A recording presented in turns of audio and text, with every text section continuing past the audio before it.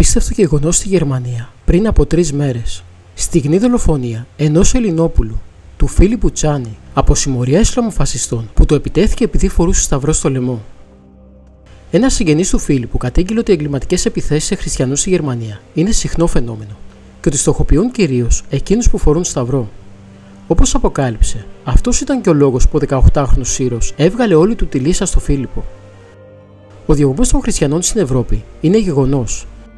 Και οι βραχίονες της δίωξης είναι δύο: το επικιστικό Ισλάμ και η συμμορία του Νταβός. Ένα σοκαριστικό γεγονός στη Γερμανία που θα έπρεπε να πρωταγωνιστεί στην ελληνική δισογραφία, αλλά δυστυχώς έχει θαυτεί επιμελώς από τα αντίχρηστα μέσα μαζικής ενημέρωσης του συστήματος. Η στιγνή δολοφονία ενός Ελληνόπουλου, του Φίλιππου Τσάνι, από συμμορία Ισλαμοφασιστών που το επιτέθηκε επειδή φορούσε σταυρό. Ακόμη και στη Γερμανία, που η Ισλαμική προπαγάνδα έχει απλωθεί σαν καρκίνωμα στο μεδούλι του κράτους, η υπόθεση της δολοφονίας του Φίλιππου έγινε πρώτο θέμα για μέρες, και μάλιστα πλήθος Γερμανών πήγε στο πάρκο όπου ξυλοκοπήθηκε άγρια ο Έλληνας για να αποτίσουν φόρο τιμής και να διαμαρτυρηθούν. Στα μέσα μαζικής ενημέρωσης της χώρας μας όμως, το θέμα υποβιβάστηκε σκόπιμα και μεταφέρθηκε στο κοινό σαν μια απλή δολοφονία, όπως όλες οι άλλες, χωρίς λεπτομέρειες. Καμία ευαισθησία για το ότι δολοφονήθηκε ένας συνάνθρωπός μας, και μάλιστα ένα παιδί.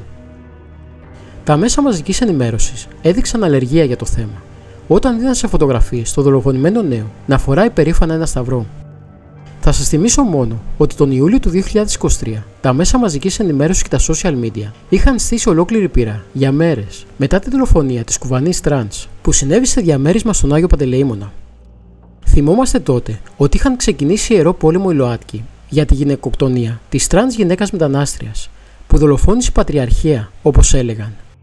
Η κατάληξη αυτής της υπόθεσης ήταν να αποδειχθεί ότι η τρανς κατακρεουργήθηκε από Μπαγκλαντεσιανό λαθρομετανάστη. Αυτομάτως οι δικαιωματιστές έπαθαν παράλυση φωνητικών χορδών και τα μέσα μαζικής ενημέρωσης λούφαξαν και αποσιώπησαν κατευθείαν το θέμα. Τώρα που δολοφονήθηκε ένας χριστιανός Έλληνας στη Γερμανία που απλά φορούσε το σταυρό του Χριστού, το γεγονός περνάει απολύτως αδιάφορο. Μπορείς άνετα πλέον να επιδεικνύσεις σε παρελάσεις τα οπίστια σου, τα εμπρόστια, τα στήθη, τα εσώρουχα, ή μπορείς ακόμα και να αγαυγίζεις σαν σκύλος. Και όχι μόνο να μη σ' αγγίζουν όμως, αλλά να διώκει ποινικά εκείνους που διαμαρτύρονται εναντίον τους. Από την άλλη, μπορεί να φοράς ένα σταυρό, να σε δολοφονούν τις συμμορίες του Ισλάμ και να μην σε υπερασπίζεται κανένας. Και ακόμη χειρότερα, να θάβεις το γεγονός σαν να μην συνέβη τίποτα. Θα πέσει φωτιά να μας κάψει, αδέρφια μου. Ευτυχώς όμως που η ενημέρωση δεν εξαρτάται αποκλειστικά από την εγχώρια δημοσιογραφία και η αλήθεια για το θάνατο του Ελληνόπουλου στο Μίντεν βγήκε γρήγορα στην επιφάνεια. Ένας συγγενής του Φίλιππου κατήγγειλε ότι οι εγκληματικές επιθέσεις σε χριστιανούς στη Γερμανία είναι συχνό φαινόμενο και ότι στοχοποιούν κυρίως εκείνους που φορούν σταυρό.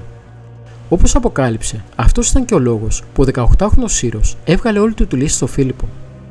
Ο 18χρονος Σύρος, μάλιστα, είναι από οικογένεια που φέρεται να σχετίζεται με τον ISIS, τη λερναία ύδρα της Ισλαμικής τρομοκρατίας. Κλείνοντας τα μάτια μπροστά στο ολοφάνερο έγκλημα θρησκευτικού μίσους, καταλαβαίνει τι έρχεται σιγά σιγά και στη χώρα μας. Δυστυχώς, κάποια μέσα μαζικής ενημέρωσης δεν υποστηρίζουν το δίκαιο του δολοφονημένου ομογενή, αλλά επιτίθενται σε όσους το διεκδικούν. Κανένας προβληματισμός για τη φύση και τα κίνητρα του εγκλήματος. Στην Ελλάδα έγιναν 2 ξυλοδαρμοί γυναικών στην Ερμού από αλλοδαπούς πριν λίγο καιρό, και αμέσως επιστρατεύτηκε το πλυντήριο περί ψυχολογικών και χρήσης ναρκωτικών. Όπως στη Γερμανία, έτσι και στην Ελλάδα, χτυπάνε δυνατά καμπανάκια για τα εγκλήματα που οργανώνει διαρκώς στο Ισλάμ. Αλλά ουδείς από τους ηγέτες έχουν την πρόθεση να πάρουν σοβαρά μέτρα για όλα αυτά. Άλλωστε, ο χριστιανισμός είναι κοινός εχθρός για όλους, είτε αυτούς που φέρουν την ημισέλινο, είτε εκείνους που ανεμίζουν τα χρώματα του ουράνιου τόξου. Ο Φίλιππος είναι ένας σύγχρονος μάρτυρας που εκδήλωνε την πίστη του και το πλήρωσε με δολοφονία. Παρόμοιο γεγονός συνέβη και με τον Άγιο Ευγένιο του Ροντιόνοφ, που του ζήτησαν να βγάλει το σταυρό του και επειδή αρνήθηκε, τον αποκεφάλισαν. Όμως δεν έχασε ούτε ο Άγιος Ευγένιος ούτε ο Φίλιππος, διότι αυτοί έγιναν μάρτυρες δίπλα στον Χριστό. Η κτηνοδία των μαρτυρίων που διαβάζουμε στα συναξάρια και νομίζαμε ότι αφήσαμε αιώνες πίσω, αναβιώνουν στη Νέα Ευρώπη. Έτσι όπως οδηγείται η κατάσταση, το να φορά σταυρό στην Ευρώπη σε κάμποσα χρόνια θα έχει παραπλήσεις συνέπειες με το να ομολογείς Χριστό στην Ιγυρία, στο Αφγανιστάν, στο Νότιο Σουδάν, στη Συρία, στο Ιράκ, στη Σομαλία και στη Λιβύη. Εκεί όπου τρομοκρατικές οργανώσεις δολοφονούν και κρυζώνουν χριστιανικούς πληθυσμούς εδώ και δεκαετίες, Ο Θεός να βάλει το χέρι του, διότι δεν μας σώνει τίποτα άλλο.